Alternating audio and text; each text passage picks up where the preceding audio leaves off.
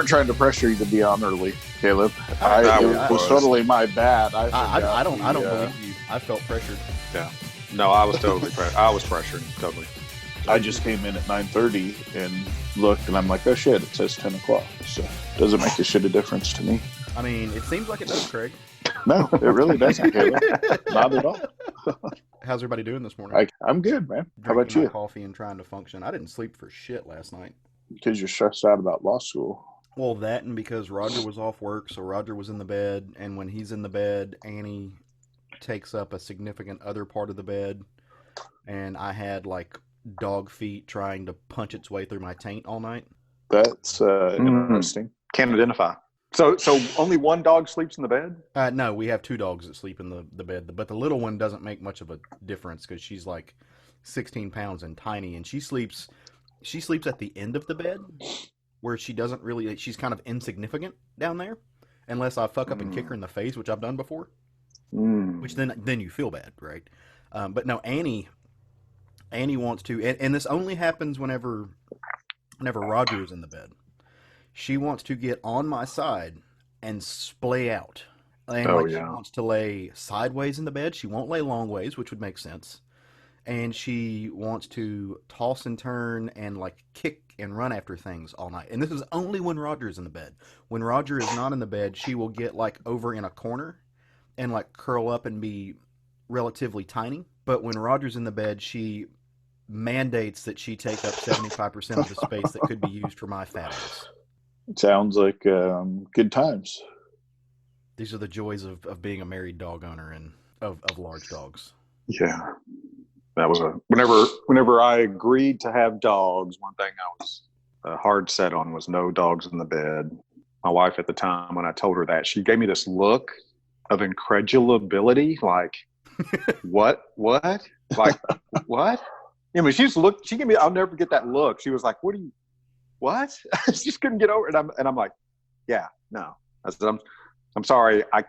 This is something I can't negotiate on. I can't. In hindsight, that was probably a smart decision. Now, it's too late for me. It's too late for me. Yeah, once it'd be Save a real battle. Yeah.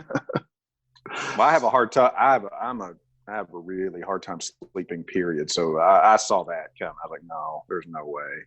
I got to, it's hard enough for me to sleep in a bed next to a human being, let alone an animal.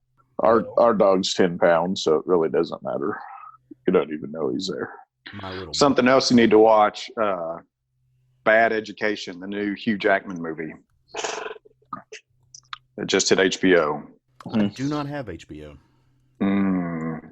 I have HBO on Hulu, so I'll pick it up there. It's really good. It's based on a true story. Yeah, I loved it. It's fascinating. But man, I tell you what, I just have a very, I don't even know how to describe it. I just have a very unique reaction to Hugh Jackman on the screen, going back to that's called 1999. Well, no, that it doesn't come from the midsection, the lower part of the midsection.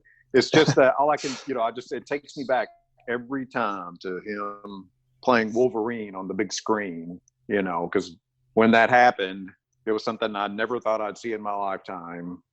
I just that actor, he'll always have a unique reaction to that actor. I think I loved him. I love what he did for that character of Wolverine. I still maintain that like visually he's the wrong actor for that role, but he committed to it and sold it and did probably one of the best performances that we'll ever see for that character. But I agree with that on every level. I agree with what you say on every level, and I would have, believe me, if they'd have gotten a 5'4" hairy guy, with a Joe Pesci attitude to play Wolverine, right? I probably would be a homosexual, quite frankly. But he's got to have. He would have to have that level of charisma. Yeah. The scene, because I mean, like you can get the visuals right and not have the character right, and then we've seen that a dozen times. Oh God, more than a dozen. Well, I said a dozen. Gross. Yeah. Now that But just the fact that he played Wolverine and at a somewhat competent level. If he'd have really fucked it up, I'd hold it against him for the rest of his life. But the fact that he did it in a somewhat competent level, something I never, my childhood favorite alive on the screen, basically is what I'm saying. It's just now is that your favorite Hugh Jackman role out of his catalog? I'd have to say it is. See, It'd be a total lie if I say anything else. Think my favorite film that he's done is Les Mis. Like seeing what he did with Jean Valjean was incredible. Yeah, I didn't watch that. Oh, you should. I watched part of it and turned it off. You would really enjoy it, I think. We know Craig doesn't like quality, so that makes sense. Like he walked out of Revenant, whatever, the Bear movie. Revenant. Like, yeah, he didn't appreciate that because he doesn't appreciate. I went back and finished watching it later, and I still didn't like it. So, and that movie is something to look at too, man. Oh boy, that's a beautiful movie. That I'll give it. The cinematography in it's beautiful. I'll give it that. I love poking the bear. No, that's all good. Who directed that movie? I don't remember now. Somebody that doesn't know how to direct a true story. That's a good. I don't know. I'll have to IMDb it later. Well, we want to do a podcast. Let's do a podcast. Why not? Talk about some comics. Hells yeah. Yeah, may as well. Little comic book action. Little sequential love. We're all here, so lines. May as well do it. Oh, I'm not going to do little. I'm going to do a lot. Welcome back to another. I think it's going to be a fun-filled, exciting episode of the Southern Fried Geekery podcast. It is episode 123, and I am, per usual, Caleb Alexander McKenzie. Matt Trogdon. And I'm Craig Lance. And it is it's a beautiful Sunday morning, I'd say, as we're recording this. As I look out like the window as much as I can see, I'm going to leave the last 3 minutes in, so you know what we've been doing, hanging out, watching movies. Reading a little bit. Everybody doing all right though? We making it in our respective sequestration stations? As we introduced ourselves, it reminded me that our buddy Aaron called Matt Podcast Matt on Facebook the other day to differentiate him from comic book store owner Matt. That's funny. So what brought my name up? I have to ask. Oh, he was talking about, it was books we read this week, and he was talking about how he had read the Fantastic Four X-Men book because you were talking about it with Tony at the store. And he heard you, so he bought it all. Craig, I think we have to back up and explain a few things to Matt, because I understand where he's lost. Matt, there's this internet universe called Facebook that I've heard of this. I heard it's a filthy, disgusting place. It's a hive of scum and villainy. But a lot of people have joined to keep up with what goes on in the world, and because we're a podcast, we have a group on there that people who enjoy our podcast can go on there and be a part of that little community and talk about things and share and give their feelings on what we say. And let us know what they're reading. And you can find that group by going to the little search bar on the Facebooks, and you type in Southern Fried Geekery Podcast, and then you say, hey, let me join you. Click so it sounds like what you're describing is the technological equivalent to Andy Dufresne crawling through a river of shit. Yes, 100%. Yes. that is the most poignant way I think it's ever been put. So okay, yeah. But we also have an Instagram page and a Twitter page. We're at SFG Podcast on both of those. If you want to, see some pictures of what we've been reading, see what we're tweeting out. If you've got any questions, comments, or concerns, you can totally throw us an email as well at southernfriedgeekery@gmail.com. And we'll try to get back to you in a timely and important manner because we appreciate you and the validation that you give us. That's why I do it. It's just for validation. That's kind of why we do this whole thing, isn't it? And pretty much, I just need somebody to tell me I'm pretty all the time. That's the only thing I live on compliments and coffee. That's my entire existence. Probably a little bourbon or whiskey in there too. That's true. I'm going to talk about a book about wine sometime in the future. Not this episode, but there's a really cool comic I've been reading that's all about the grape, and I digs it. So as soon as I finish it, like I said, probably when I have time to dedicate to things other than being wrong about the law that I've been studying and failing tests, that I'm going to get to that. So, but that's just that's going to have to wait. For sure.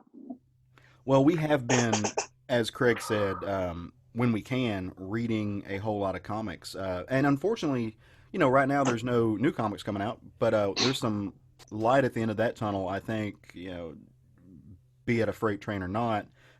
May 20th is the date that we're being told tentatively that we might get to see some new books hitting the shelf. I'm looking forward to that. I know you guys are too. I don't remember if I placed my order, if I went through the last previews catalog and ordered things. So at some point, I'm going to have to go see what's coming down the pipeline again, because it's been so long I've forgotten. I was told that they actually pushed that last order off to the end of May. Oh, so we still have time. So you have time to get it in. I turned mine in last week, but yeah, because of the delays, it doesn't seem like they're just going to ship 2 months worth of comics at once. Yeah. And then get everything back to the schedule it was on. I think they're going to ease it back in. I would hope so. I mean, that would be both bad for the comic shops and for the consumers. I mean, yeah. You drop 2 months worth of stuff on any comic book shop and they've got to send the money that's due then. That's tough because, also folks who work can't afford to drop 2 months worth of comic. Well, and also they haven't been being charged for all of these orders they've been placing for trades and those sorts of things for the past month. Right. They haven't got their bills for that yet. So, yeah. Crazy times. Yep. Crazy times. But hopefully, like I said, hopefully we're looking at people being able to start to work their way out of it. I personally am still of the opinion that a full-scale grand reopening and dropping of the gates is wrong. I think it's got to be a slow process with safeguards for everybody involved. So hopefully places are going to do that. But, if they can do it safely and smartly, I think that's the way to go. Well, from what I've been seeing, and, this is, of course, peripherally, is a lot of these places are instituting their own safeguards in addition to what the government's requiring. Right. So, just be responsible, people. Whatever you're doing, be responsible and be safe. Think of your grandma. Think Exactly. of Nana. I want to make some type of weird helmet halo that just sprays Lysol in front of me. Like a weird Mr. Freeze, but with Lysol guns. That's what I like. Well, you could just inject yourself with some disinfectant too. Yes, shine UV rays up my asshole and main vein some bleach because that's the fun idea. Hey, well, do we want to talk about some funny books that we've been reading? Yeah, I think we should. Let's do that. Who wants to start? Yeah. I'm not going first. I'll go first. I don't. Why? We got to know why the insistence that you don't go first. It's intriguing. Number one, I don't want to. Good enough. I'm slowly easing into my day, and I'm not ready to launch into it yet. But number two, we made him start early, Matt. Do what? We made you start early. I've got 3 more notes I've got to take. No, I'm talking about a book that's honestly not going to take that long, I don't think, to get through. So that's mainly the reason I don't want to go first. I think it'll be a quick, brief, and enjoyable recap of something I think a lot of folks have read, and it's just not going to take very long. So I don't want to go first and my brevity stifle anything.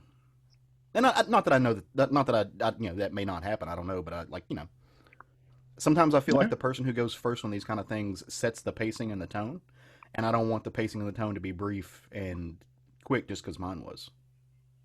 No pressure, Craig. Right? Right? If you fuck this up, I gotta set the tone. Yeah, That's right. fuck it up, the whole show's in the toilet, Craig. That's right. This is all on me now. The book. It usually is all on you, Craig. That's not any different. We all look to you for guidance. Oh, that's why we're failing. So the book I'm going to talk about is it was an original graphic novel, and it's called Killing Pickman, and it was published by Archaea, written by Jason E. Becker, drawn by John Rhee. I think that's how you say it, maybe John Ray. Letters and what little colors there are by Matt Talbot. So this is a crime story with kind of a demonic twist to it. And so it starts off with Detective William Zhu is working a missing child's case, and he's doing a door-to-door, knock on door-to-door, seeing if anybody's seen the missing child, when he stumbles across Richard Pickman's house, who tells him that he has seen the girl and invites Detective Zhu in for some tea so they can discuss it. So as Zhu is drinking his tea with Pickman, Pickman starts kind of giving some weird vibes off, and Zhu starts to piece together that he's actually stumbled across the person that's been abducting these children. He soon confronts Pickman, and during the confrontation, Pickman turns into like this demonic-looking creature. Looks a little bit like a demonic version of Groot, but neither here nor there. He's demonic with these weird-looking teeth, and Zhu shoots him 6 times in the chest, finds the girl and carries her out of the basement, and she's become catatonic. She's just completely non-responsive. Once Zhu goes home, he immediately, of course, checks on his own baby and tells his wife he can't do this shit anymore. It's just become too much. So, they have this big, long conversation about what they can do, and he decides he's going to try and transfer.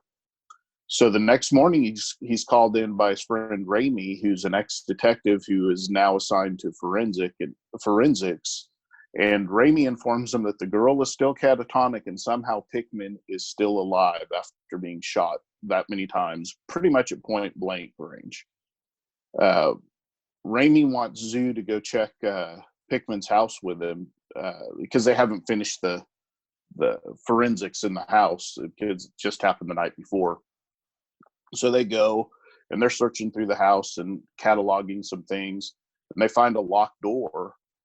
They go down into the basement, and they find just piles of dead babies, dead children. Some are still alive. Apparently, Pickman's been doing this for 30 years and has killed over 100 missing children, are now attributed to him.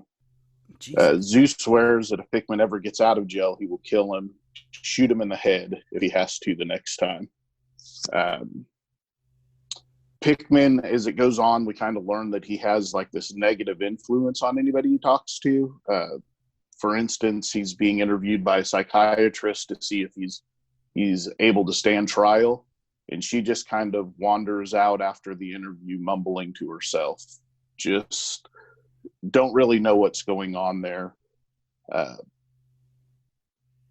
Forensics, after some time has went on, still hasn't closed the house because there's this immense library of demonic books that they're trying to catalog. And once the case is closed, they know that once they have this catalog, they can sell these books and make millions of dollars for the city. So they're taking their time and slowly cataloging it all. Well, during one of the investigations at the house, one of the forensic teams goes insane, and one of the guys stabs the other multiple times before hanging himself in the house. So as Zhu shows up to this new crime scene at the same house, his boss tells him that he's made some calls and denied his request for transfer. So after all this, Zhu finally decides, well, if they're not going to let me transfer, I'm just going to retire and write books instead because I can't do this shit. It's too much. I go on seeing this kind of crap all the time. So eventually, Pickman is convicted and sentenced to 32 consecutive life terms in prison without the possibility of parole. And he asks to talk to Zoo. And when Zoo shows up, he swears to him that he's going to get out of jail eventually, and his next victim will be Zoo's son. So I'm going to kind of leave it there. That's about halfway through the book. It really gets dark and intense from there. There's some, I really don't want to give too much more away, but let's say Zoo or Pickman is really influenced by a demon. There's some really dark, demonic stuff that happens. Really, really intriguing story that I had a lot of fun reading. Matt, I really think this would be a book that you would love. I know you love crime books. I really think this is, and it's all done in black and whites and gray tones, and it's watercolored all in like a gray tone. So it's really beautifully done as well, art wise. I like that. Yeah, it's really, really good. I don't want to give away the ending of this book, but it's really good. I like that Craig said it gets dark and complicated after the basement full of dead babies. Yeah, it doesn't get any more light. Yeah.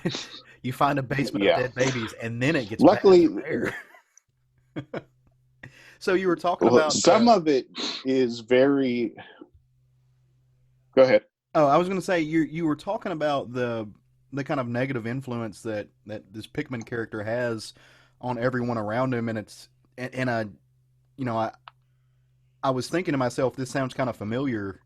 Like this concept sounds familiar, and then you mentioned the psychiatrist, and I mean, you can't help but make those allusions back to the world of Batman with the character of the Joker, who is a mass murderer in his own right, and who is so incredibly charismatic, and actually does warp that's a solid point to him.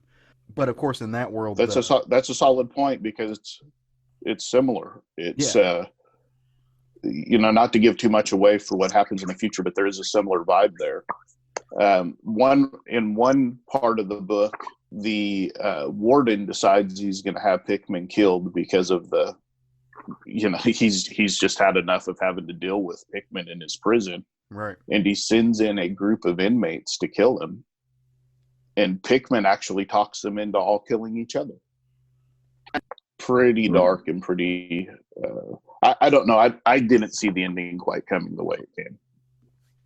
Like, you've been reading a lot of this work by this Jason guy. How did you find him? Because it seems like in the last few weeks you've just fell in love with this stuff. This isn't that same Jason. This is Jason Becker. But yeah, I did read all of the Jason books as well. But yeah, I found it at the local comic book store. It just happened to be on the independent shelf, and it looked intriguing. I read the back. Says Richard Pickman is a monster, a serial murderer responsible for over 100 missing children. Over the span of 30 years, homicide detective William Zoo is going to kill him, but it's going to be a bit tougher than he thinks. And to me, that was just an intriguing byline for me to want to pick up this book and read it. So, and I'm glad I did. Yeah. So are you just going to start working through all the comic writers named Jason? Like, I feel like you have to do a Jason Aaron book next week. I guess I could do Scalped. Oh man, talk about setting the tone. So I may have to pick up Scalped, and I've got it, so I may have to read it. Have you not read Scalped? I have not read it yet. No. Oh wow, have you, Caleb? I've read the first volume, like the first hardback collection. I haven't finished the entire story though. That's a great story, but man, it is not a feel-good story. No. Well, that seems to be all I'm reading lately is non-feel-good stories. Good night. Of course, that it was signed to be adapted into a television show. I think it was on WGN, and they filmed the pilot and then dumped it. But the whole, first of all, it takes place, for those that do not know, it takes place, the main characters and the cast are Native Americans. So the first thing I thought is, where are they going to find all these Native American actors? And secondly, it is just not a feel-good story. So I was really wondering how they were going to adapt that, and yeah, it got dumped. Well, to be fair, it probably wouldn't be hard to find that many Native American actors. We just don't know any of them because the people who make the movies don't hire or cast Native American actors unless they need, like, it's a Western or something. And that you can go back and so some of the actors who worked on films like with Wolves and some of these older actors have actually like written these amazing treatises that you can find online talking about how hard it is to get roles when they're being asked to play something besides like a stereotype of what a Native American is. And how they would love to, like, they could very easily play roles that could just be anybody, but they don't get those roles. Like, those roles always go to white people.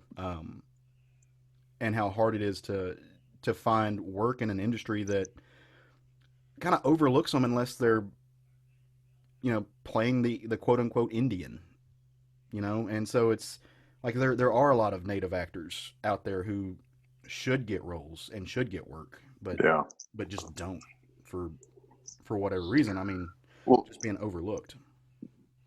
Kind of tying this back in, I don't know if you guys remember a movie back in 1990 called The First Power that Lou Diamond Phillips played a serial killer.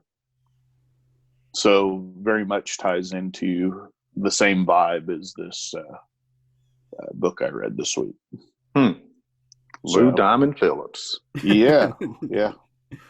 It was an interesting movie called The First Power. It didn't get a lot of discussion about it, but yeah, he was a police officer again searching for a serial killer that, as it turned out, was also, you know, demonic.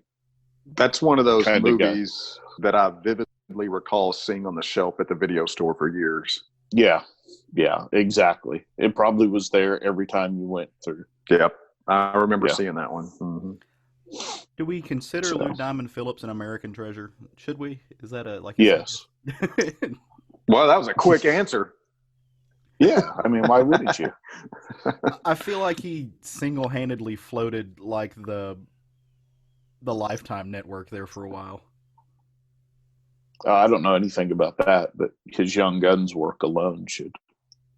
Oh, that's right. He was in Young Guns. I keep forgetting about that movie. Yeah. Huh. I don't know how you forget about Young Guns, but hey, Craig, we should start a Lou Diamond Phillips podcast on the side. No, there's not enough to talk about. Talk about pressure. It'll last exactly 2 episodes, and that'll be it. We'll do Young Guns 1 and Young Guns 2. Exactly. And then we'll be out of movies that we've actually both seen. the Lifetime specials. The Dark La Bamba. I've never seen La Bamba. I've never watched it. It's a good movie if you like those kinds of movies. The kind of, you know, true life portrayals of, what do they call them? Documentary or biography, biodramas, biopics. What do they call them? I think biopic is a better one. I think is the one, and I forget what it's called, but it's the Edward James Olmos. He plays the teacher, teaches the kids how to do math so well. Everybody accuses them of cheating. Yeah, I remember that one. That was a really good movie. Is that Stand By Me? Is that what it was? Stand and Deliver? Something like that, yeah. Yeah. I'll have to look that one up. But that was a good one, too. Really good movie, yeah. Well, yeah. I thought Stand By Me was the... Yeah, Stand By Me is the one where the kids find the body. Yeah. I always get that because there was a movie called Lean on Me, then there was one called Stand By Me, then there was Stand and Deliver. Lean on Me was the one I was thinking of. That's where the teacher is like, goes into the, the inner city school and kind of like encourages the kids and changes them around. And Morgan Freeman, yeah. Yeah, there was a Morgan Freeman where he plays a principal, yeah. Yeah. I just call him God at this point. That's just Morgan God Freeman. So has there been, speaking of Morgan Freeman, before we get into another thing, has there been an actor that has started his career as late in his life as Morgan Freeman did and done so many amazing things? I don't keep up. He was not a thespian early in his life. Like, he became an actor in his late 40s, early 50s. That was when he got his first role. And now he's Morgan Freeman. He's done a ton of work in that period of time. I want to say Driving Miss Daisy was one of his first major things. Really? Yeah. Like that. Like I said, he wasn't an actor for the biggest part of his life. He started doing acting work just as kind of let me see if I can do this. Like, why not? I've got nothing else going on. And then became Morgan Freeman. So was that American Me, where Almost was the teacher? Oh, I don't know. No, Stand and Deliver. It also had Lou Diamond Phillips in it. Yep, there you go. Man, this is the longest Lou Diamond Phillips conversation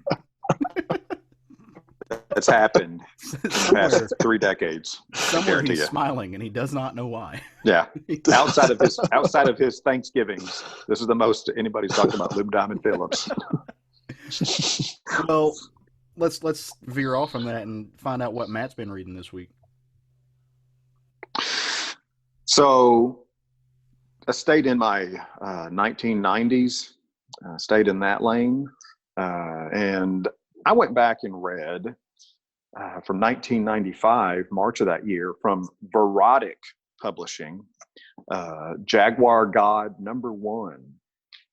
Verotic Publishing, Verotic, kids, that word is the combination of violent and erotic. Yeah, that's interesting.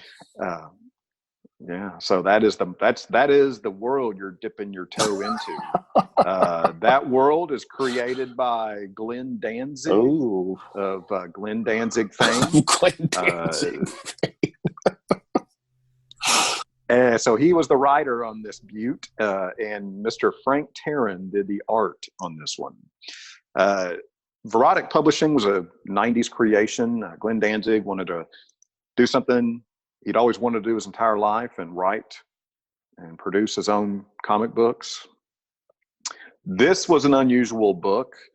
You know, I was a rabid Glenn Danzig fan as a teenager.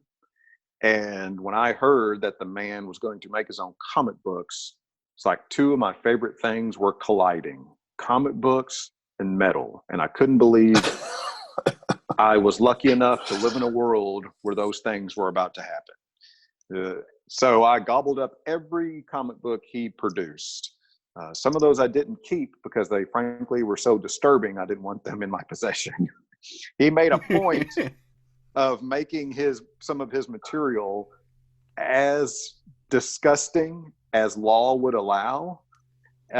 This particular title is definitely one of the more mild titles. It's pretty much just a straight up comic book that he didn't purposely push the boundaries of good taste, I should say, on. It's based on a Mayan deity called the Jaguar God. The cover of #1 is a Frank Frazetta painting, and this is what inspired him this is what inspired him to actually create this character in comic book, was this Frank Frazetta painting. This painting is actually an alteration of a previous Frank Frazetta painting that he did of Tarzan. Frank Frazetta would do that occasionally. He would paint something, then come back to it and alter it later into something different. And that's what he did in this case. When he painted this particular image, he didn't even have a name for it. You know, Danzig tells the story of him and Frank Frazetta became somewhat friendly. So he's visiting Frank Frazetta and he sees this painting and says, "Hey, what's this one called?" Frank Frazetta goes, "I don't know, call it whatever you want."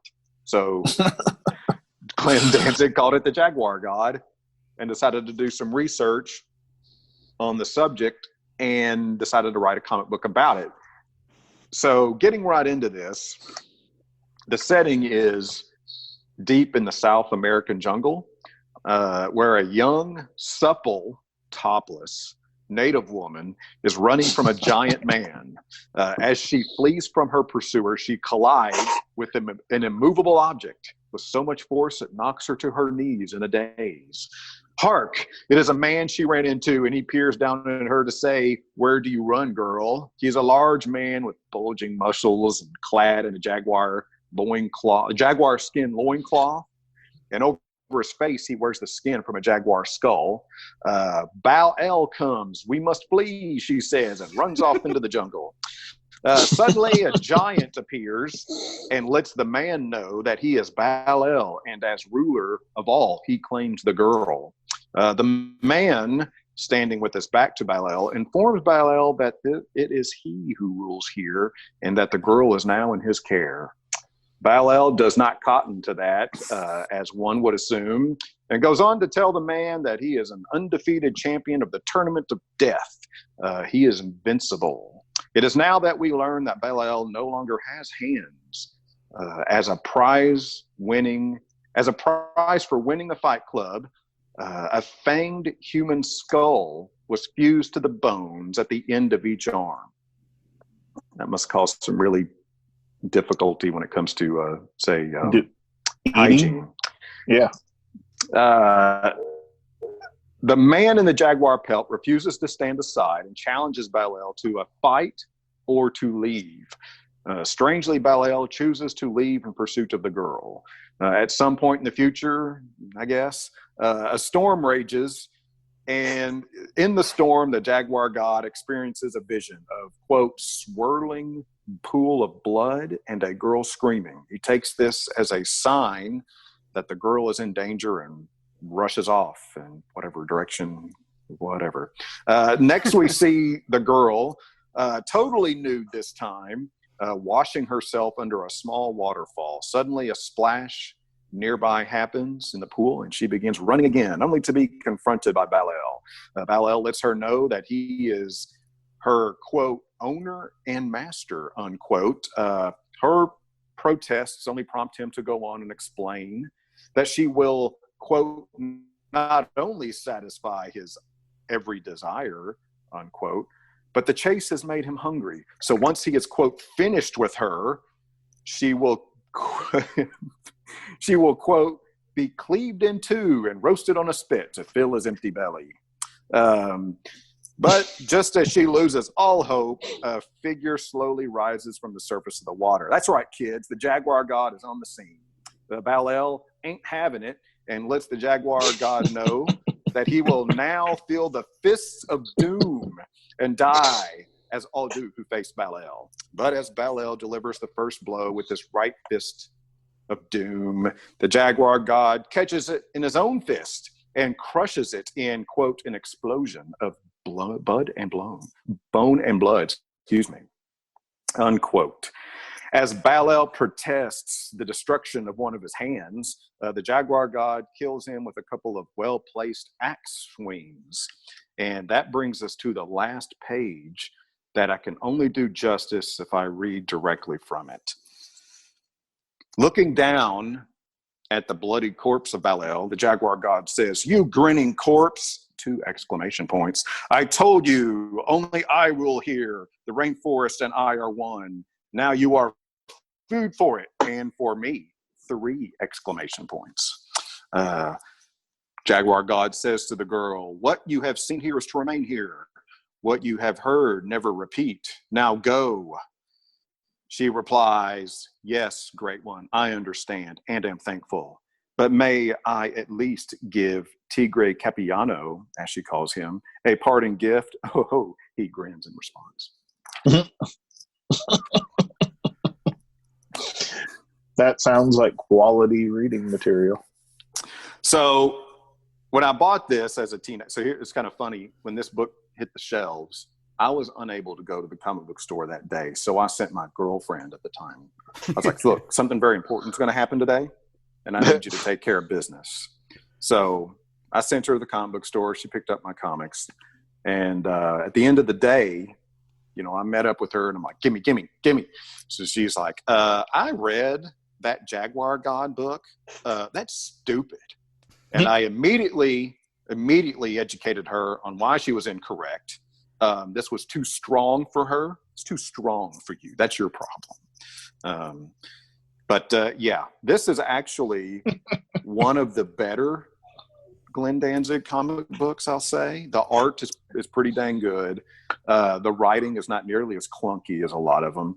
In the 70s or late 60s, 70s, somebody was interviewing Howling Wolf, and they were asking him about kind of the emergence of British rock and roll and how it was based in blues, specifically Led Zeppelin. Like he was, they were saying, hey, these Led Zeppelin guys, they credit a lot to you. They credit a lot to the kind of the Mississippi blues movement. And he's like, yeah, I've heard these guys. They wanted to play the blues so bad, and they did. They played the blues so bad. And that's kind of what Glenn Danzig comics remind me of. He wanted to write comics so bad, and he did. He wrote them so bad. What was interesting to me at the time when this was coming out as well is that it was so unusual. A South American god as a character in a comic book. I'd never seen anything like that. I never read anything like it. It was very unusual. But it only lasted about 7-8 issues. Of course, I have them all. Come to find out, surprisingly enough, they're worth a few bucks. Most of this stuff, if you can find it, it's not worth a whole lot. But for some reason, this one's, you got to pay up for it a little bit. But, they're not, when this was coming out, the people that were working for Danzig to produce these, they couldn't blow themselves enough about what they were doing, about how it was so edgy and this ain't for kids and this is a roller coaster ride of heavy shit, man. I mean, that's basically, and they love to talk about how great they are for making these comic books at the end of just about every issue. Mm-hmm. And of course you have to go back and read them. It's like, oh, geez, get over yourselves, dudes. But I do have the first issue of this comic. I will have to dig it out and read it. Yeah. Now I tell you, the covers for these, with very rare exception, the cover for these Jaguar God comics are amazing. They're Frazetta. They're either the first few of them are for Frazetta.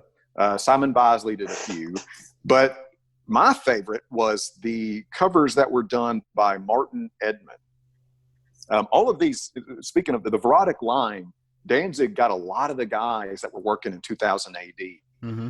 He got a lot of those artists to come over and do work for him, and Martin Edmond was one of those. Martin Edmond was actually, I don't know if he did 2000 AD, but he definitely did that Toxic line that I talked on last year. Martin Edmond's paintings are amazing. He's got a very unique style, but you can if you just type in Jaguar God comic online, hit images and look at covers of number 3 and number 4, you'll see what I'm talking about. I love his art. It was so unusual. And just looking at this, issues 5 and 6 were Liam Sharp art, and 7 was Ariel Olivetti. Yeah. Oh, nice. Mm-hmm. I was going to say, as far as as questionable in quality as the Verotic line was to a lot of people, what was not questionable in many instances were the artists that he got. Glenn Danzig's a big art fiend, so he definitely made it a point to hire artists that were not well known at the time, but he saw as bringing something unique to the table, and he succeeded in that. There's no doubt about it. Yeah, you stole the words right out of my mouth, because that's what I was going to say. We joke about Glenn Danzig's comics and the writing and stuff on it, but the man is, when it comes to his taste in art, it's impeccable. He's got his actual comic art collection is legendary. Like anytime I'm around my art buddies and we're all talking about who owns what and where these things are at, like his Frazetta collection is literally legendary. So when people talk about he apparently owns. Go ahead. I'm sorry. When people talk about original art and like these massive collections of who has what, there's always a question of what does Eric Larson own, because Eric Larson has a ton of Kirby, and he has a ton of Kirby that he doesn't announce to the world. Like, so there's always like some of these missing covers. There's always these rumors that Eric Larson has that cover, or Eric Larson has these iconic pages that maybe they were destroyed. Maybe Eric Larson has them. Maybe they're hiding in a warehouse that Stan Lee forgot he had. But the Glenn Danzig's name is always in there too, as a where did these covers go? Where did this if this particular painting is not in the Frazetta Museum in PA, is it in Glenn Danzig's house somewhere? And I think he owns some of the original work from The Crow that came out. So it's just his taste in art and his ability to amass these things is second to none. I mean, the man has an eye for art that we can only dream of having. Yeah, he does. The rumor is that he actually owns Death Dealer. Yeah, the original Death Dealer. Mm-hmm. Which, can you just imagine? Certainly wouldn't surprise me. He's got a big Kirby collection as well. He became buddies with Jack Kirby before he died. Yeah. I want to be friends with people like crazy. It's good. Yeah. All right, so I'll jump in here. We're friends with some people. We're friends with amazing people. Yeah. I mean, just still, like, to imagine getting to actually meet, and for me, it's always looking back in the light of history. Like when I talk about people like Frazetta or Kirby, like, those are people that I would actually have never really had the opportunity to be friends with. Now, the cool thing about what we do and where we're at in life is we are friends with people who are up and coming and or have already made their names in the mid 2000s and maybe the late 90s and stuff, and they're arguably the Kirbys and the Frazettas of tomorrow, and that's awesome. But like, to me, that's the equivalent of actually getting to be friends with, like, George Perez, who I've met. But can you imagine just, like, having that relationship where you can just have a conversation with George, or with somebody like Wally Wood, or Ditko? And that's not to diminish the relationship and the friendship that we have with the amazing artists and stuff that we know. It's just like, who's gonna be those people of tomorrow, and are we friends with them? Like, that's a kind of a cool thought. Right. So I got a question for you. Okay. It's not a what, it's a do. Do you guys have a favorite Superman story? One doesn't pop into my brain. Yeah, I can't. Maybe All-Star. Okay. So Superman is not a character, and I've said this before, I've never been a giant Superman fan. Through most of my life, that he was not a character that I was drawn to. He was always kind of the old man character. 90s kid, so there were things like Jaguar God #1 or The Darkness, things that were being drawn and written, these really kind of edgy, a little sexy, dark and conflicted books coming out that I dipped into. But as I've gotten older, I've kind of had to go back and revisit some of the things that I've missed.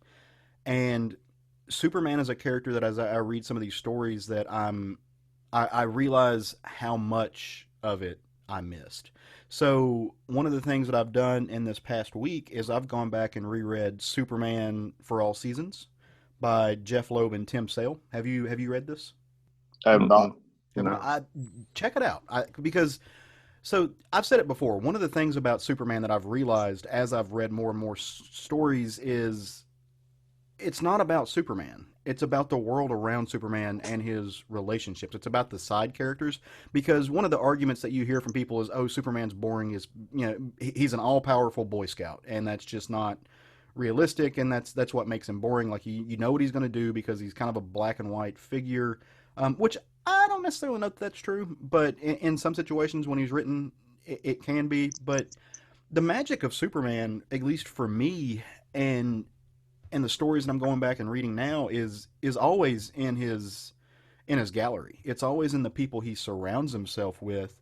And I think Jeph Loeb and Tim Sale really spoke to that in Superman for All Seasons. Now, this is a 4-issue set, and as far, it very well possibly has been printed as a giant collection, but It came out in 1998, and it started with spring, and then there was summer, fall, and winter, and it kind of walks you through the life of Superman. And in that regard, it's not covering new ground. It's an homage to what came before it.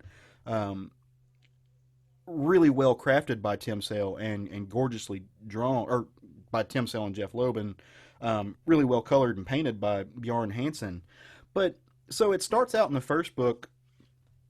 Each of these books is narrated by a different figure of Clark Kent's life, a different person. You never see inside his head because that's not the point. You're not really supposed to. You're supposed to see how the world reacts to Superman, and in that you can kind of see some of his own struggles. So the first book starts off. There's actually no Superman. It's about Clark Kent's early life. It's narrated by his dad. It's narrated by Paul Kent. And, of course, it dips into how they found him in the field in the spaceship and growing up. But it kind of focuses on his life when he's an 18-year-old man. He's graduating high school, kind of figuring out what he's supposed to do with these powers that he has. Does he keep it a secret? Does he use it to benefit others? Does he stay in Smallville? And most of this story this first issue takes place in Smallville. And Tim Sale paints it in this very like Norman Rockwell-esque visage. Tim Sale has got this gorgeous cartoon style that has a lot of range. He can go really cartoony and kind of get the animated feature, as I call it, feel. Or in this case, like I said, a lot of Norman Rockwell bleeds through.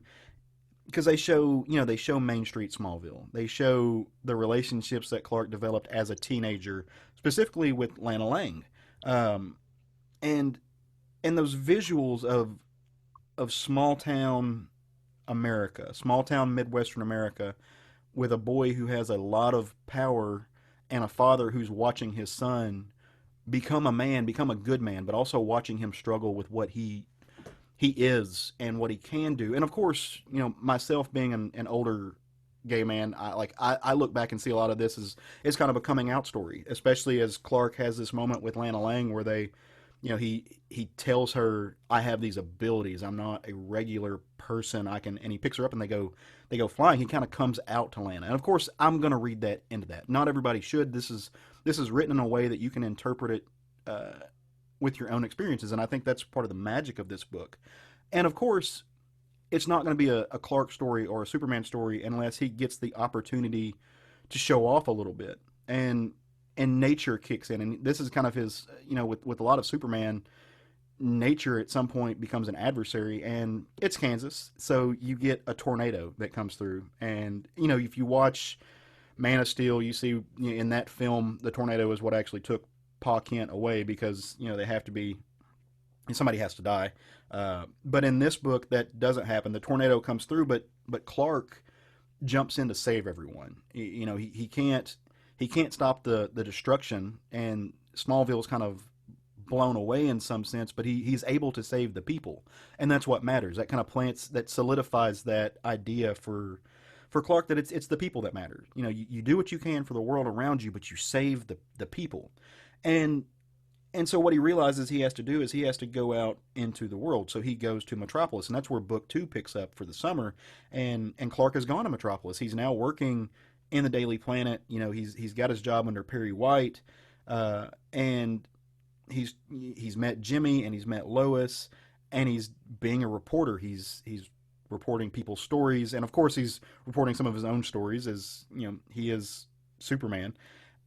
But in this, there's another threat shows up, and it's kind of a, in the long history of Superman, it's the if it's not nature, it's politics, it's the world fighting against itself, particularly the nuclear threat. So they're kind of just existing in Metropolis, and things are happening when a missile comes out of nowhere. They don't know where it came from, but it's obviously a nuclear missile, and he has to, it's a warhead. He has to fly up and grab it and throw it off into space and save the city, save the world from going into a nuclear war.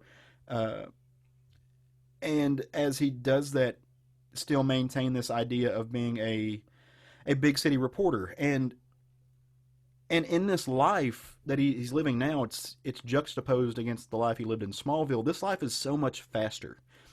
Clark doesn't have the time to stop and smell the roses, and these things start building, and they start weighing on him, and he's starting to lose a little bit of focus on the humanity of it all, just because he's constantly moving.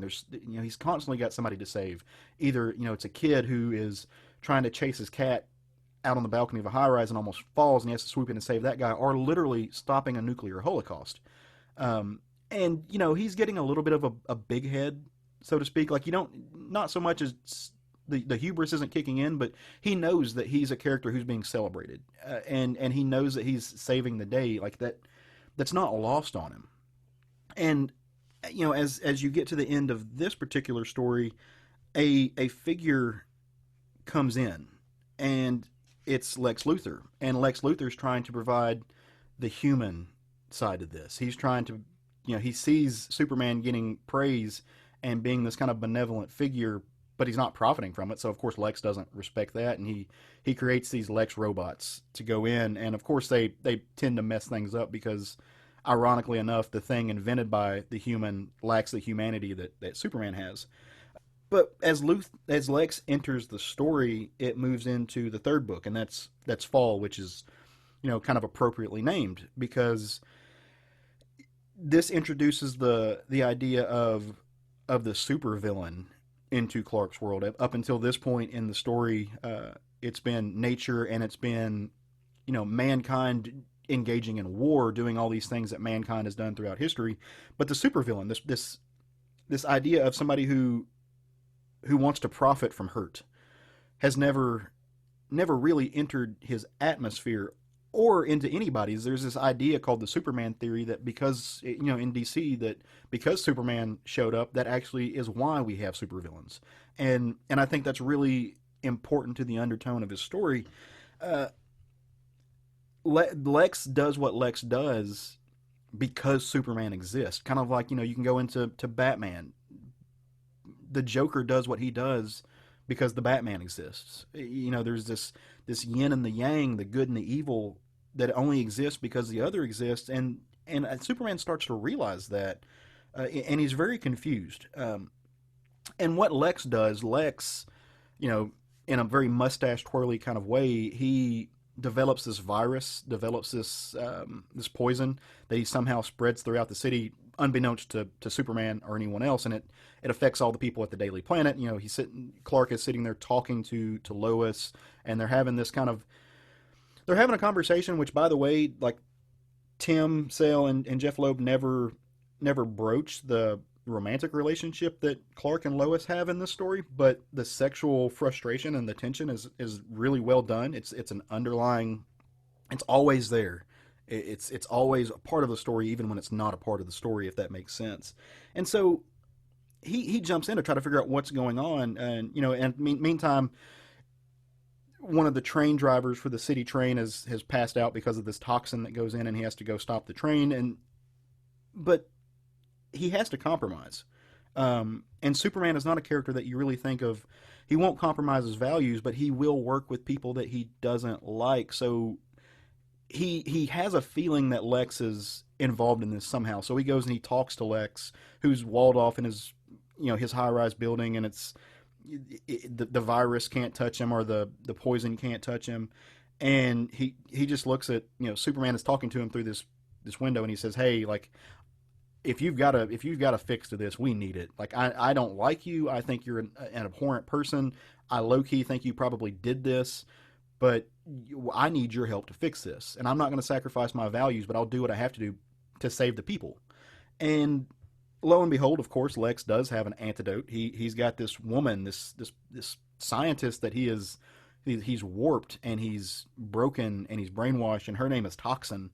And she comes out with her little gun, and Superman takes her flying through the air to kind of seed the clouds with the antidote, and it's going to rain, and it's going to fix everything.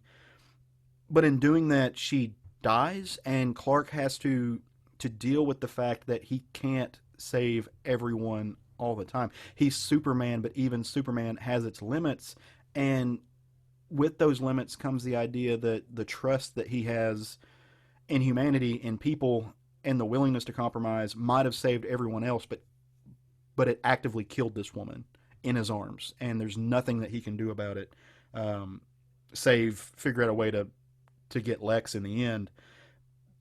But it kind of breaks him a little bit. Like he's been riding this wave, and like I said, the season of this era is fall, and it makes I mean it sounds too simplistic, but it literally makes him sad. Like he starts to question himself and his purpose, and so he has to go back to the one place where he needs to go, where his his safety net is there, and it allows him to recharge, and that's Smallville. Like he goes back to his roots. He goes back to Ma and Pa Kent, and he gets back to the farm to kind of figure out where everything is. Oh, and by the way, that book was narrated. The book 3 was narrated by Lex. Like you get to see Lex's brain in action, in taking these indefensible positions, which is kind of fun, especially juxtaposed next to Clark being Clark. And then the 4th book is, of course, Winter. And this one's narrated by Lana Lang. And Clark is back in Smallville. He's trying to figure out where he's going to go because he can't save everybody. And he has to figure out the difference between how he's going to approach the world and what his responsibility to himself is.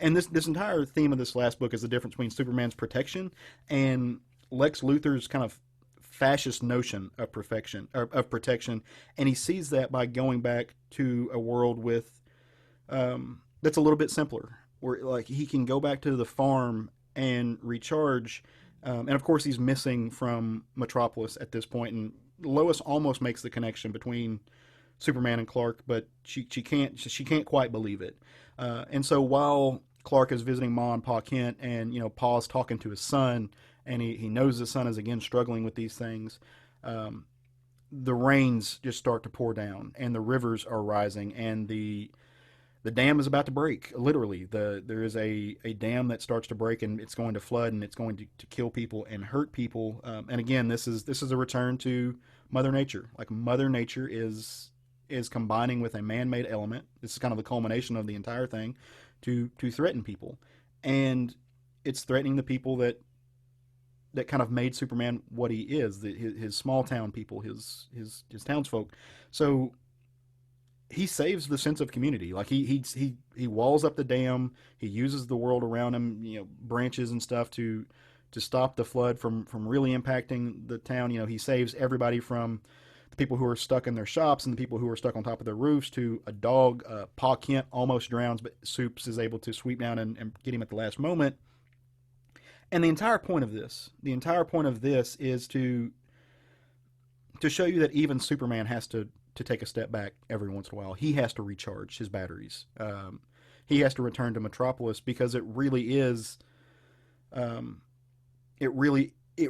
those people in Metropolis who makes Superman what he is, and it allows him to do what he's capable of.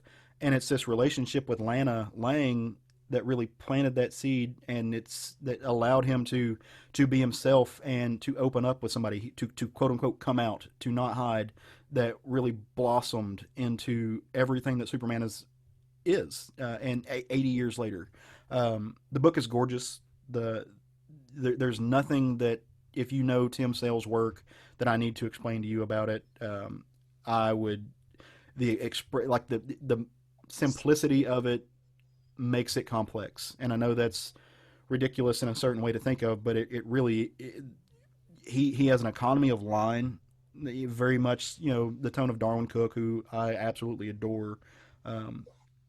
He can do things with a stroke of a pen that shows you a well of an emotion, and you don't see that with very many people. You don't see that with very many people at all, and so it was great to just go back and revisit this. It's like I said, it's not treading new ground. It's not doing anything that Superman hasn't done before, but it's just kind of a retelling, and it puts the psychology of Superman into a neat little package, into a neat little metaphor that it's his relationship with his son in modern days now that John is floating around. It's Ma and Pa Kent. It's saving the dog and saving the world and stopping the nukes and changing the course of rivers, all to ensure that people have the access to life and happiness, and life, liberty, and happiness. That just kind of sums it up completely. for somebody who gets his credit, but he doesn't ask for it. I think it's one of the best treatises of this character that I've ever read, and it's on Amazon. You can go order it. You can get your local comic shop to order it. Like I said, I think there's a hardcover that I'm actually going to be donating my books to some kids that I know and let them read the floppies, and I'm going to put the hardcover on my shelf. I just really dug it. So Nice. And I'm not a Superman fan, and it was fun. It was fun for me. It sounds like a book we probably all need to read, because I do have those same issues with Superman. Nice. So, yeah, it'd be a book I may have to give a chance to. I misunderstood you. You said you had the same issues. I was thinking of the actual physical copy. No. I read. No. I was like, okay, he's happy that I don't like Superman that much. No. No. I made the and it's not that I don't like Superman. I just have a hard time connecting with Superman. So, well, Superman is, he's a very, very difficult character to write because he's, quote, overpowered.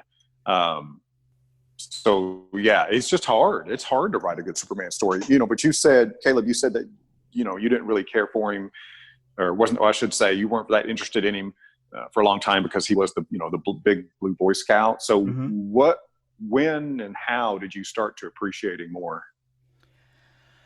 Did you hear my question? Yeah. I'm trying to, I think it's been in the past, 5 to 7 years. And I think it's because my life has slowed down a little bit. Drove you to that? Do what now?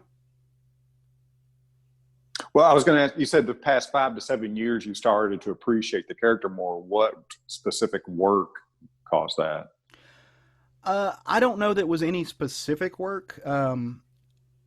I think a lot of it has to do because my life, with a level of maturity, has come to a point to where I can step back and really see things. I have read Superman for all seasons before.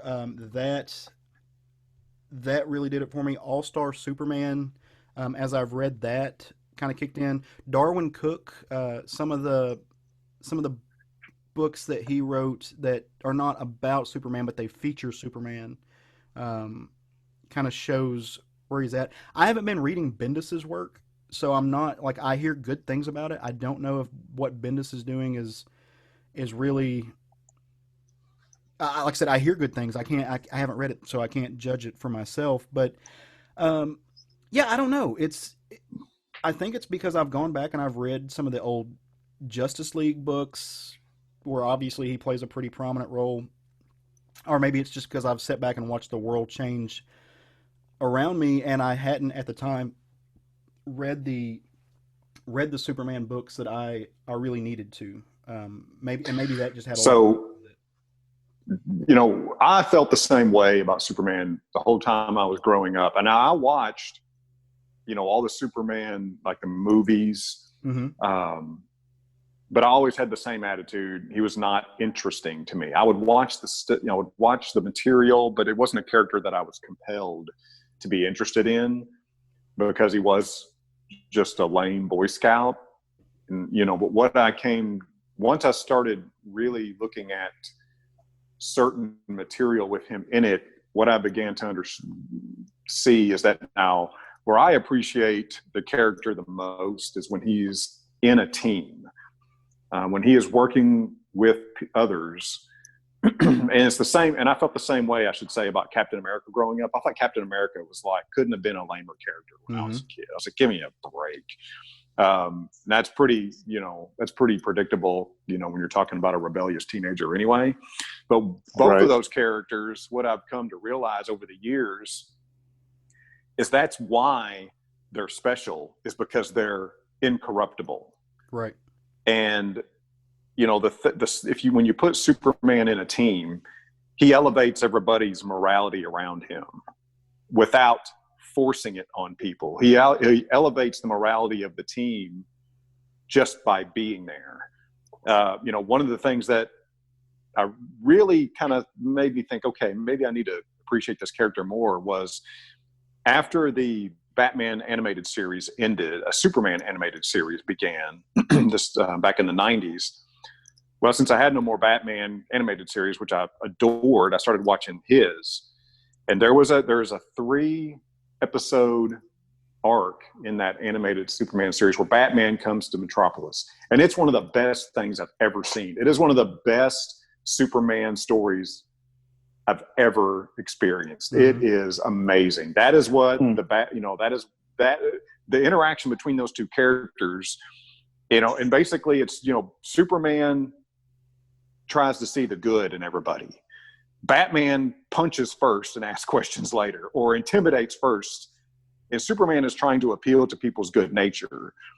And that animated series displayed that in the most compelling way, frankly, I've ever seen. I've not read anything that illustrated it as compelling as that did. Right. Have you ever read, and on this same note, have either of you ever read DC's series Hitman? I've not, no. No. Okay, so if on this note of Superman, required reading is there's an issue of Hitman where Superman shows up. And it's a rooftop scene of him, Superman, talking to the character Hitman. And it is heralded as one of the best written Superman scenes in comic book history by none other than Garth Ennis. Okay. So do yourself a favor, get your hands on that issue and read that interchange between Superman and Hitman. It's amazing. I'll go after that. So one of my favorites. You were asking me a while ago what particular books kind of set me on that path, and I didn't think of it at the time, but now a few minutes later you always think of what I should have said, but fortunately we're still recording so I can. Believe it or not, Super Sons, which is where he's just Superman. Clark is just a tangential character in that book. That had a lot, seeing like his relationship with Lois and his relationship with his son, with John, and with Bruce Wayne in that book had a lot to do with it. But also Matt Wagner's Trinity. If you haven't read Matt Wagner's Trinity, yeah, that's great. Yeah, that book will solidify great. you on all of the big three. So I mean, it's no lie. We've talked about this for years. I'm primarily like my comic book roots when it comes to the big two tend to tap into the Marvel side of the earth a little bit more. I tend to have historically loved those, but again, maybe it's the themes and the tones and stuff. But as I become older, the stories that I gravitate to are these books by DC, which are these godlike figures and characters. I mean, I still love Marvel. Like I'm not saying that, but when it comes to books that I want to go back and read, books that I missed, being a Marvel zombie or being a stupid kid, they tend to have lately been DC, and I think that speaks to, like I said, sometimes you miss the forest for the trees, and I think that's a lot of what happens when people overlook characters like Superman, or like Captain America. I think there's an amazing analog there to what you've done, and Matt brought that up, but yeah, it's like 100%. Go check out Matt Wagner's Trinity if you haven't read that. That's amazing. Yeah, that really is good. That really is a good series. I really dug Matt Wagner's art on that book. It's very simplistic, economy of line. I loved it. Yeah, It was great. Well, and Matt Wagner has a style like it's related to what Tim Sale does. It's not there is a genetic link there. They're not like next to each other in the family line. They're not twins or anything, but there's a genetic link there that really comes through. And I think, and the same could be said for Darwin Cook. There's a little bit of all of that in that work, and that's just aesthetically it's pleasing. Who I kind of low key love but blame for not liking Superman for so long? Who? Frank fucking Miller. Yeah, I think a lot of my worldview around Superman was due to Frank Miller and The Dark Knight. And because I read that book, God, 15, 16 years ago now. As a young angsty teenager. That's interesting. And I think That's because of that interesting. book, I tend to looked down upon the character, which I don't know. I don't know that was his intent. It could have been. Who knows? He knows. But it certainly affected me in that way. Why did you look down? Why did you look down upon the character because of that work? So I saw a character that was written to be, number one, yes, majorly overpowered to the point of being a joke, but whose ethics and morals caused him to give rise to fascism, and he didn't stand up against the rising tide. He was an agent of the government more so than an agent of American values in that work, and having that being one of my first, like, quote unquote adult or quote unquote mature experiences with the character, I think really framed the character in a light that I saw as being just kind of a shitty person who can't make his own mind up in that book. And of course, reading that, like going back and even reading that book now, like we talked about it on the show, I forget how long ago now, but there's a lot of nuances that you miss because you're a dumb, shitty kid who doesn't understand complex storytelling. That is not a book. People always, whenever you say, "Hey, what book should you give to a person who wants to read a comic who's not really a new comics reader?" Inevitably, people are going to name books like Watchmen and The Dark Knight Returns. Don't give those books to young people and new readers if they're not experienced yet. And it's not because they can't read it or it's too complicated for them to understand the actual plot. It's because the actual plot is secondary in those books. The work that's being done, the heavy lifting, the important parts of that book are the nuances and the subtleties that are in the book that you don't pick up unless you read them as a more mature individual. And unless you know how to, like, you're an experienced comics reader, you don't get that. If you're looking for somebody who hasn't yet developed the idea that comics can be really intelligent, really complex forms of storytelling, or that superheroes are just, basically childish forms of hero worship, they're not going to understand what's happening in those books. I didn't.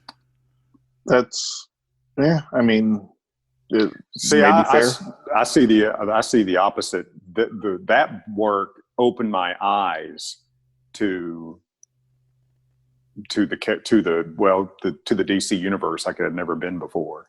Right. I mean, I think I don't think that's a blanket statement that I would put out there. I think it's going to depend on the person. I think it's just going to depend on the person, and it's going to hit people in different ways. But regardless, it's going to hit them. And if they interpret it incorrectly, then that's that's just part of the. I mean, I'd say that's just part of the experience that will or will not happen. Because no matter what no matter what work you're talking about, it can be interpreted incorrectly. Anything. Let me rephrase that. Anything that's actually top quality will be interpreted incorrectly. There's any landmark story is going to be interpreted incorrectly. We could go on and on and on with examples. Right. So, I would definitely hand that book to a new reader. And then see what their interpretation is. And if it is, quote, incorrect, and you get a discussion going, that opens their eyes to, okay, wow, I only looked at this on the surface. I should have looked deeper. And you've immediately trained them to interpret work going forward on a different level. And I think that's wonderful if you've got a friend like you who would sit back and have that conversation. But and again, everything I say comes through the light of my own experiences, right? I think that has to be true for everybody. Like you said, it's an individual thing. But I think so often people give those people the books because they'll go to Google top 10 comics to whatever, and they see these things pop up, and they don't go back and have that conversation. They just hand it to them and walk away. and if you have somebody who you can sit and have a conversation with about any work, be it a literary work or a painting, and you can carry on an in-depth conversation that you can really affect one another. I've read books now that I've given other people, and they bring new things to light that I didn't see before. I think that trade of experience and that trade of information is so incredibly valuable to talking about the work of any type of art. But you got to be willing to go back and have that conversation. Well, but who wouldn't? I mean, why would somebody say, "Hey, what do you recommend? Here, recommend this," and then never go back and say, "Hey, did you like it, or what'd you think?" I mean, who does that? You have a greater faith in mankind than I do. I've never had anybody recommend something and then not ask me what I thought about it. So I wouldn't say that you can't give those books to somebody that's a new reader. I mean, that would be like saying somebody should not go look at, Starry Night because they're not an experienced art connoisseur. They're not going to interpret it correctly. So you let them read it, and if they interpret it, different than you do, then so be it. And that, and there again, that's if I had the choice, I would prefer somebody interpret something differently than I do when following up with a recommendation, because that's when things get really interesting. That's right. You get a conversation. Yeah. But, it's kind of funny. When people ask me, like, what would I recommend to a new reader, I always recommend Dark Knight Returns. Always. I may or may not recommend Watchmen, just depending on who I'm talking to. But so I come at it from two different ways. I'll recommend a complex work that's going to really make you see things in an interesting light. And then I go to the farther end of the spectrum that just demands no interpretation, and it's just fun. It's just fun. Yeah, so he recommends Jaguar God and Dark Knight Returns. But I will tell you that I always recommend Punisher Max, because it's fucking amazing and exciting, and the character is perfect. Now, see, I would tell a new reader to read that. I think, and this time back into that conversation, I think one of the benefits of a medium like comics that you can get away with it a little bit is because of the visual element, and because you can take away. And this is just, again, specifically like from my perspective, I personally think that giving a book as complex, complicated, and nuanced as like Watchmen or The Dark Knight to a brand new comics reader is somewhere along the equivalent of handing somebody who wants to read their first novel a copy of Moby Dick or Ulysses. Like, it's such a complicated work. Like, it's such a complex thing that people read those books 40 times and find new things about them. I mean, there's still new dissertations being written about them. I just think that you, on some level, are like you're putting that new reader in an impossible position. And like I said, unless you have the time, energy, and the willingness to spend days and hours and weeks talking about the work and really expressing who wouldn't, like you said, who among us wouldn't love to do that? Who among us wouldn't see that as the golden opportunity? But there are a lot of people who I don't think, and I just don't think that's. For me, that's the equivalent of, like I said, handing Moby Dick to a new reader, saying, "Hey, this has got words that you can recognize. Go check it out." Like, I just think it's such a nuanced and complicated story that you almost put that person in an impossible position to really get the right takeaway, unless they're willing to sit with it for a long time. Well, anybody that can't interpret Moby Dick, or let's just say Dark Knight Returns. Anybody that can't spend time with either one of those works and enjoy it at some level, those people aren't reading, period. So I don't think they're going to ask you for recommendations. I don't see why you wouldn't recommend the strongest work you can think of to someone for a recommendation. I mean, I don't know, that just doesn't jive with me. So what would you recommend if you're afraid to a new reader? Oh, we should totally do an episode where we drop five books where we recommend to a brand new reader. I would go back, so the book I just read, Superman for All Seasons, I would recommend that to a new reader who's looking for a way into comics. I would recommend so the book that Craig read last week, Mouse. I think that's a heavy and a complex and complicated book, but I think it's done in a way that any reader, whether they're not used to reading sequential art or not, can pick it up and run with it. I would recommend. I'm looking at my bookshelf as I say this. A book like Persepolis, I think, is an incredibly nuanced and intelligent story, but it's not so complicated that a new reader is going to get lost in it. My favorite graphic novel of all time, a book that I dearly adore, My Favorite Thing is Monsters. I'd never give that to a new comics reader because you need some experience with interpreting literature and interpreting visual language and stuff and interpreting history before you ever try to tackle something like that. And that's the book that like for personal value, that's the book that I find the most in. Like that is like Emil Ferris's My Favorite Thing is Monsters. I put that on a pedestal. Like that's the golden, gleaming, shining beacon of all comicdom to me. But I'd never give that to somebody who walks up and said, "Hey, I've never read a comic before. What should I read?" Just because, again, like you need to crawl before you walk, and you need to walk before you run. And with a book like Monsters, and again, completely subjective to my personal opinion. I'm not saying this is the right answer. I'm saying this is the answer I would get, and I'll let you all know what my final grades are in school, and that'll let you determine whether or not I can give you a right answer on anything or not. But yeah, like that would be the like I view that work and Watchmen and Dark Knight to be that type of work. Interesting. Not even saying that's the right answer. And I know plenty of people who read Dark Knight as their first like a big comic book, and be it by intelligence, luck, chance, or just because it is a purely brilliant work, had plenty of smart things to say. Like I'm not saying it's an impossibility or even an improbability. I'm just saying like it makes them work a little bit harder for it, in my opinion. Be that what it is. All right. Yeah, okay. It's an opinion. It is certainly that.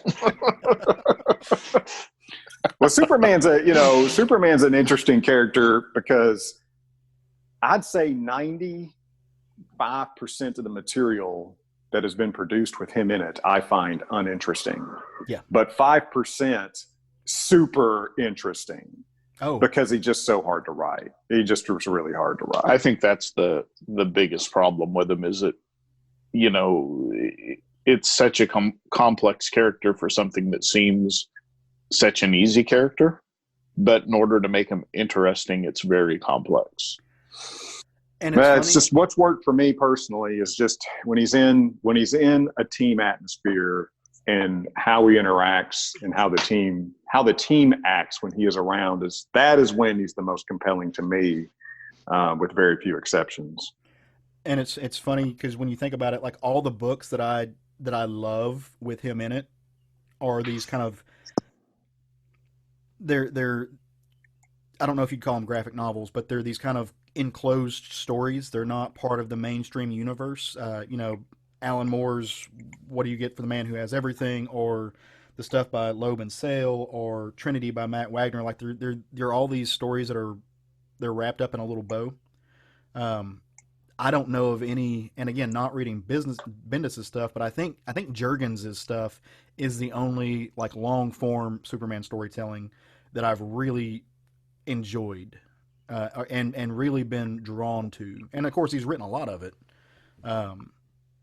But like those stories, but yeah, Jurgens is really one of the only like month after month, year after year, long form storyteller in Superman that I've found to be interesting and compelling. I agree with that. Not to knock other people, he's just one of the best. That's I agree with the that. word for the past couple of years. Well, about more than the past several years, that Jurgens really has written the best Superman that we've had for a long time. Yeah. And when you mentioned not reading Bendis' stuff, I was on the Bendis Superman stuff for a while. And I really feel like he writes the character of Superman very well, very well. But the story itself that he put him in, it just got to where the story itself wasn't compelling to me personally. It felt like it was running into the problem that we just harped on for Superman is how do you handle a character this powerful? And it's difficult. It's super difficult, and I don't envy anybody that takes it on. Yeah. I mean, that's Agreed. why they save it for the heavy hitters, right? Like that's, they give it to somebody like Bendis for better or worse. And again, like I said, it sounds like it's been largely for better as far as those stories go. But did you guys, either one of you guys, ever watch the old Superman animated series? I did not. I had some of Cable. the film collections as a kid because it wasn't being like it was hard to find. And growing up in the VHS days, there was no streaming or anything like that. But so I had some of the VHS tapes that had all the old collection on it. So you're talking about the 90s cartoon? Yeah. Yeah. Yeah, I loved it. And The Superman, the animated Superman I watched were the old Fleischman Superman cartoons.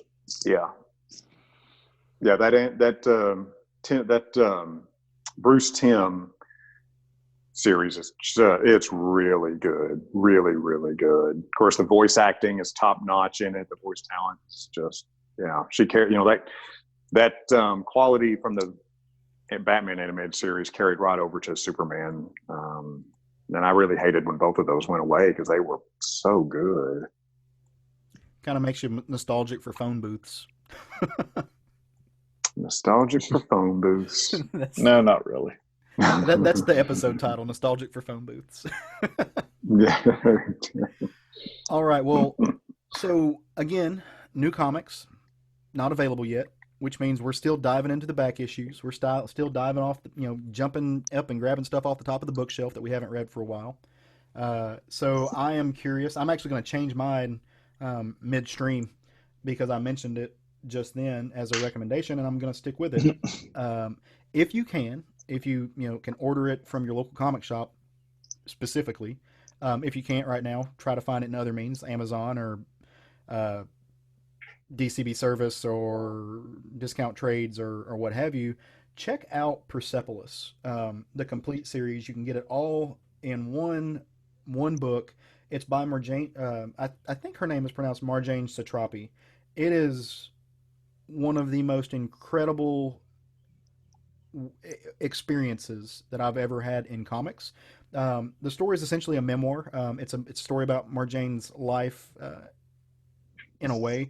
She grew up in a country that in the 60s, or prior to the 60s, was a booming beacon of Western ideology, a burgeoning feature of democracy, of Western liberalism, and that country was called Iran until all of a sudden some laws got passed and a faction of politically religious the religious right took over, religious fanaticism took over, and in that particular instance it was Islamic fanaticism took over and completely set that country back into what we have seen it be over the past 40 or 50 years, with some incredibly damning human rights violations, a country that has hurt its people more than anybody else, specifically the women in that world, and the struggle to get out, the struggle to move to America and to study here and to fight the hatred that stemmed from their own country that affected Iran's citizens first, but also led to a global wave of Islamophobia that you also have to combat. It's a beautiful work, and it will make you look at history and how to, you'll sit there and you'll say, well, how did nobody stop this? How did nobody see them coming? And then you'll look at our world and you'll be like, oh fuck, we're in the shit ourselves. And so it's, if you want to have a conversation with yourself and, maybe with somebody else who you can keep socially distanced away about what's happening, what needs to be done, and what the future could be if things don't change, check out Marjane Satrapi's The Complete Persepolis. It's, look, I don't have to tout this book. It's won enough awards and shiny things and has accreditation out the ass. So, but if you've never read it, man, do it. It will blow your little mind. Matt, what do you Craig? got? Oh, okay, I'll go next.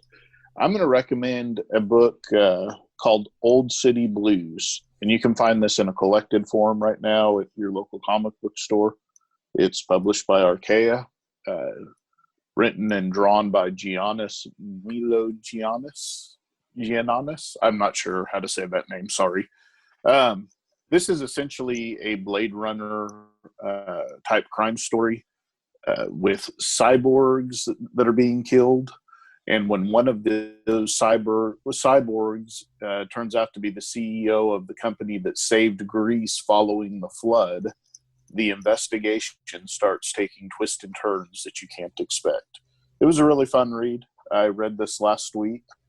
A really good, another crime story, futuristic. Like I said, it takes place at some point in the future after Athens has been flooded, and that is the old city is Athens. New city has been built on top of it. So, good story. So I don't know if Check you it made out. this. I don't know if you made this connection, Craig, but Giannis Milogiannis is the artist that's working with Greg Pak on Rhode Island right now. Oh, okay. Yeah. Okay. I did not make that connection. So if either one, But yeah, good have story. either one of you guys ever gone back and read the first monthly series, the first Marvel Wolverine monthly series? I've read parts of it. I can't say I've read all of it. Okay, well- When you say the first, what era? The first. The first one. No, I mean, but like Are you talking about the No, miniseries? The or first are you talking monthly about series. the ongoing? No, the first ongoing monthly series. Yeah. I don't know because I don't remember what. And the reason I'm asking, I don't remember what. The Yeah, first you didn't. series was. If you don't remember it, you didn't. Hey, you couldn't. It's Claremont and John Buscema together. Okay. If you read that and forgot about it, somebody fire Caleb. I'm Yeah, sorry. no. I don't have make not the read that rules. one. Don't forget. So number 8 in this monthly series, the setting, this Wolverine monthly series takes place after the supposed death of the X-Men. So Wolverine is relocated to Madripoor, and he is working as protection for a local crime boss. It's a woman named Tiger. In issue number 8 of the series, Joe Fixit shows up. And this particular comic book is one of my favorite that's ever been produced. Chris Claremont and Joe Buscema working together on the story is awesome. It's just fun. That's it. I mean, it's not nuanced or complicated or anything like that. It's just a hell of a lot of fun to watch Joe Fixit interact with Logan, because I wish you guys had read it, but I'm not going to spoil it. If you can get your hands on this one issue, go back and read it. Matt, I'm going to jump in here. I did not read the series. I did not read Wolverine Volume 1. I've read this story, though. You know where I read this story at? Mm-mm. It was reprinted in Marvel Comics Presents over 6 weeks. Which that series did a really good job of taking these old iconic stories and reproducing them in a book with like other stories given on a weekly basis.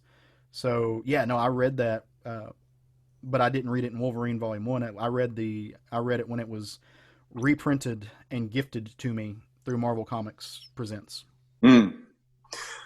That series, of course, John Buscema on the art. I mean, what needs to be said, but John Buscema, I loved the way he illustrated not only Wolverine but the Hulk, and I really wish he had done more Hulk stuff, because his version of the Hulk is great. And Chris Claremont didn't write much Hulk.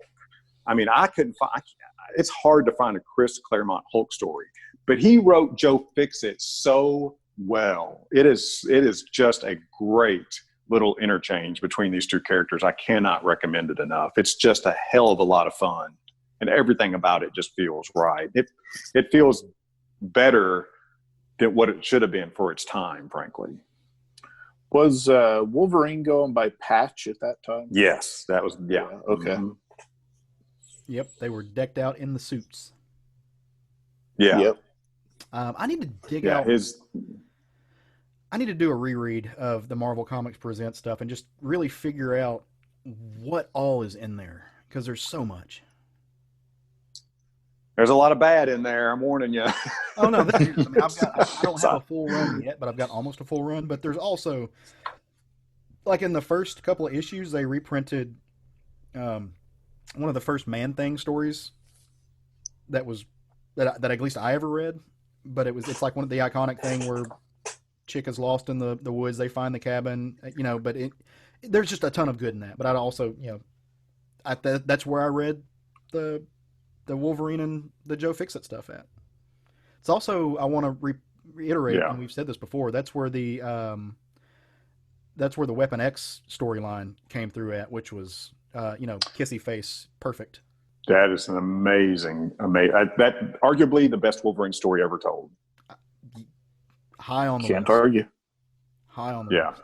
That is an amazing piece of work. Well, my brothers, my boos, loves of my comic book life, are we ready to kind of bring this home? I think so. Yeah. All right. Well, I've had a blast this past, going on an hour and a half now. Love talking about books with you guys every week.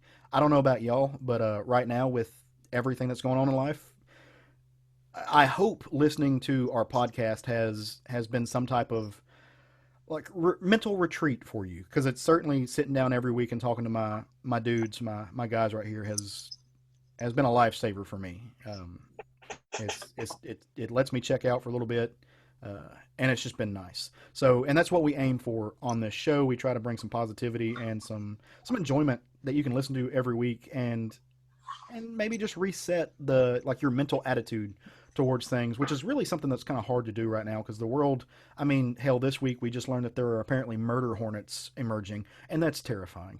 So, but if you want more of this, if you want some more conversation, if you want fun times, if you want to communicate with us in a little bit of a faster way, jump on our Facebook group. As we mentioned before, we're always there.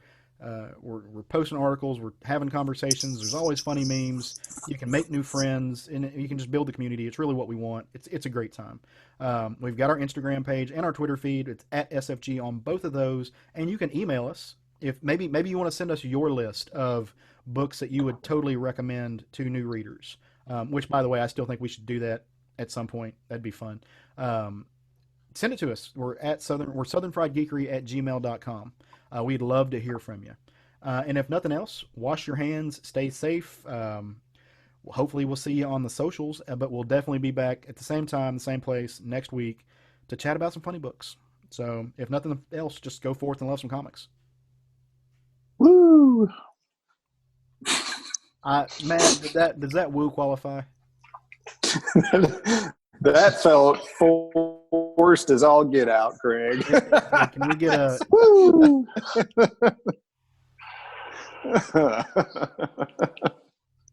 Well, all right, guys. It was woo by numbers. That was a lackluster woo. I did not feel the woo on that. Hey, they can't all be home runs. That's right. It's got to be great. That's the woo I felt today, guys. How would we know a great one if they were all great? That's how that works.